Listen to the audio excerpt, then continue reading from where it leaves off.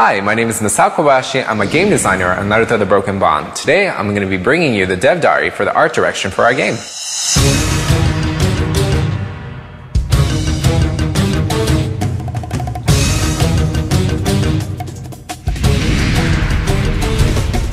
When we started production on Naruto the Broken Bond, we wanted to make sure that we were bringing something new to the franchise, but at the same time, keeping the same feel of the anime the first game had.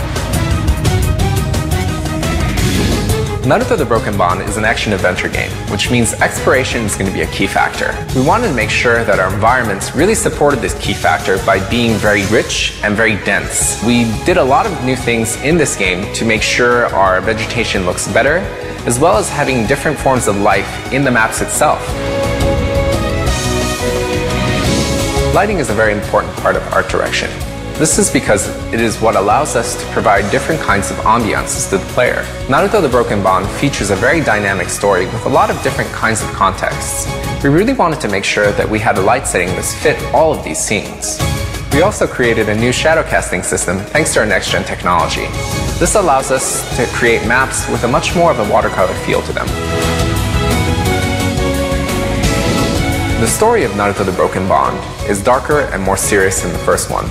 In the beginning of the story, the Leaf Village is heavily damaged and Hokage is dead. We really wanted to make sure that the treatment of the village fit the mood and the gravity of the situation.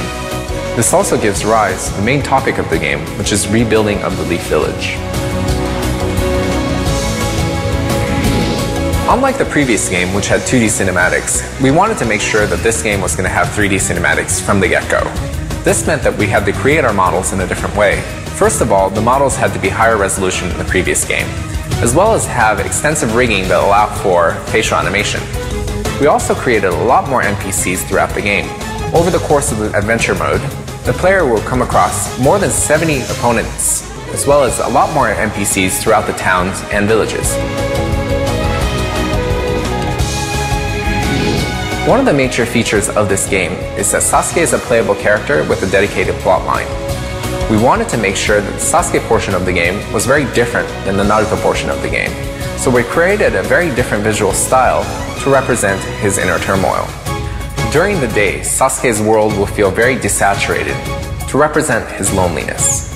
At night, Sasuke's world will have a red sky and unnatural lighting to give it a very nightmarish feel to represent his tortured soul.